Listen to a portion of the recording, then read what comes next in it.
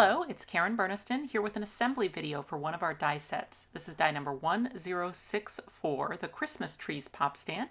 You can check out all of our designs at karenburniston.com. The only thing that is different about this die set than the previously licensed version is just that I was able to add in a few duplicate pieces to help with die cutting. So you now get 2 big trees, 2 tree stumps, 2 big stars. To teach the assembly of this die set, I'll be making this card in the video. It's a top fold A2. It has the pop-up tree inside, and then it also uses the tree for the front decoration. Okay, I'll start by cutting the trees. So I need my 2 big tree frames and then all 3 of the mechanical trees. And I will cut all 5 of those dies out of green cardstock. You can use any die cutting machine that can accommodate a wafer-thin die, and today I am using a Sizzix Big Shot. Let's look first at the 2 biggest tree dies. They are identical to each other, and in both cases they cut a tree frame and a solid tree. And we don't need the solid tree right away because that's for the front of the card. Now, completely optional, but if you like the look of stitch marks, there is a stencil feature with these dies where you can go in with a pen and add the stitch lines all the way around the perimeter. I'm using a white gel pen, but another option would be to sponge some ink through the die to add those stitch lines.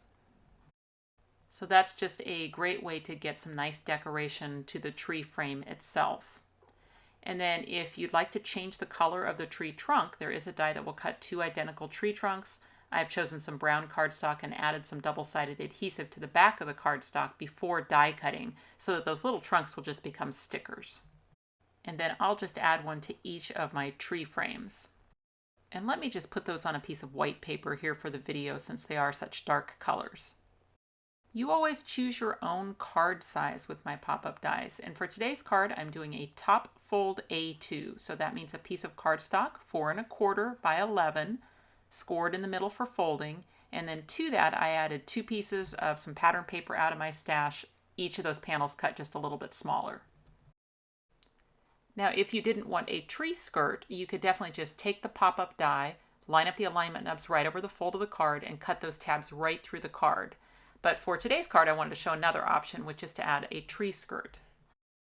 So I found a scrap of holiday paper. It happened to have a nice big snowflake on it. And the second largest crosshatch circle from the Circles crosshatch set makes a lovely sized tree skirt.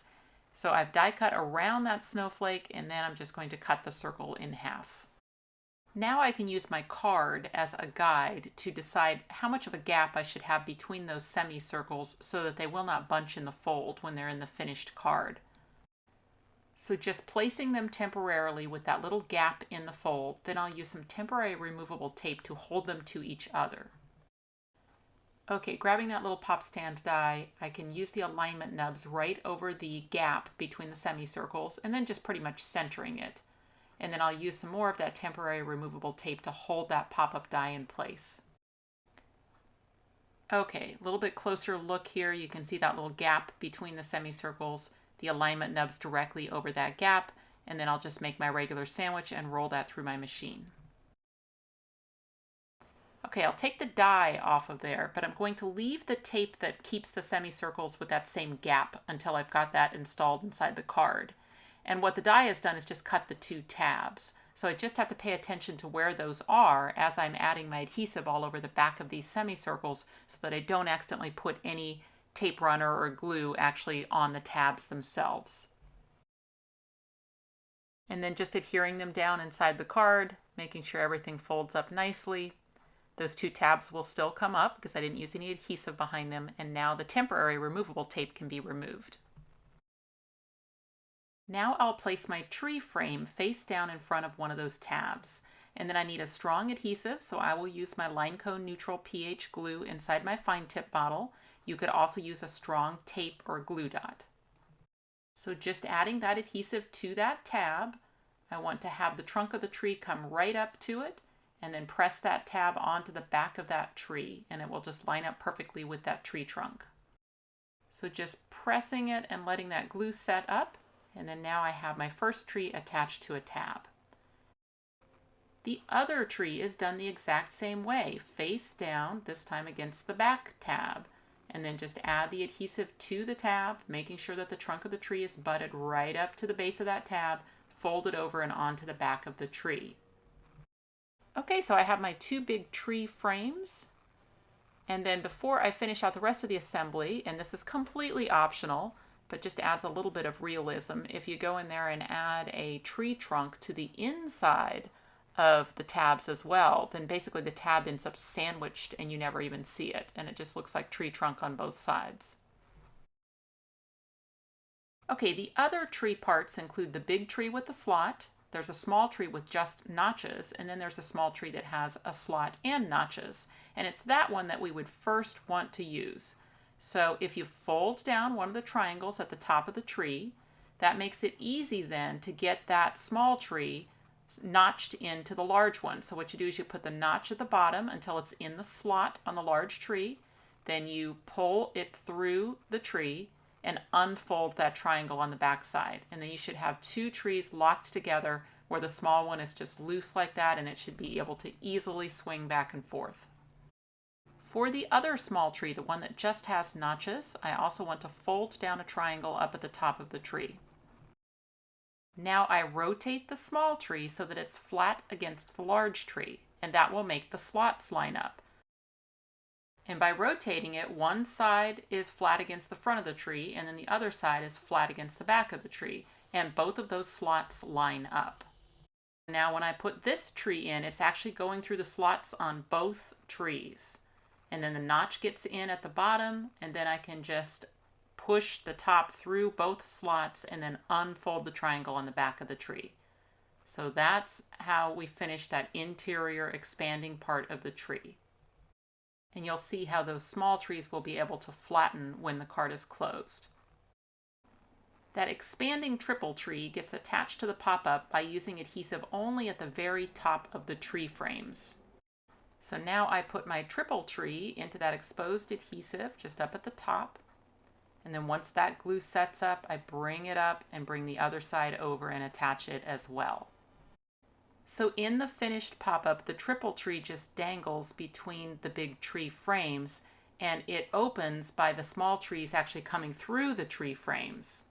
If you close the card, everything will fold flat. Then when you open it, everything just expands open. And if you find this easier for decorating, you can also backfold this card. And when you backfold it, the tree also becomes flat, but of course now you have access to it for decorating. So now I'll switch to the decorator pieces in the set, which are the two garland dies. Those are identical. It just makes cutting garlands a lot faster that you can cut them two at a time. Same with the large stars. Those are identical.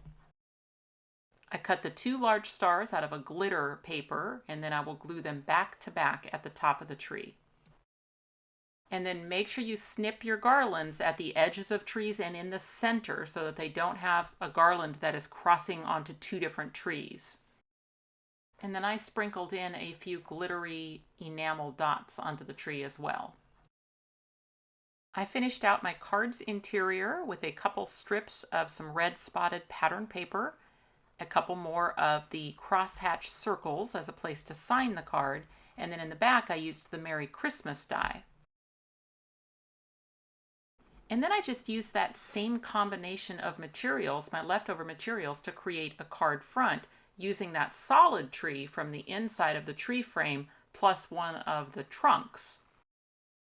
And I made that all on a piece of the pattern paper that was just a little bit smaller than my card size, so that when I glue that finished card front to the front of the card, I get that nice little green border. And that finishes my card. You can see how nicely it opens up. It'll display perfectly on the table. It is an A2 sized card, so I'll be able to mail that for a single stamp in an A2 envelope. Now the card that's on the packaging is a little bit larger size card. It is 6 inches wide, 5 inches tall when folded, and then when you open it, there's room to do that same technique, but with the crosshatch ovals as the tree skirt, so that I could cut 3 pop-ups into it, and then used some of those solid trees along with that standalone trunk to create a triple pop-up. So I like that this die set is versatile, but also very easy to assemble. You can use those trees with the other pop-ups or on their own. So here on the front of a card, and then inside used with the new explosion pop-up die set. And the tree can look very elegant or it can look quite whimsical. Fran Sabad made this adorable card using the new Christmas animals. And I love how the mice are decorating the tree.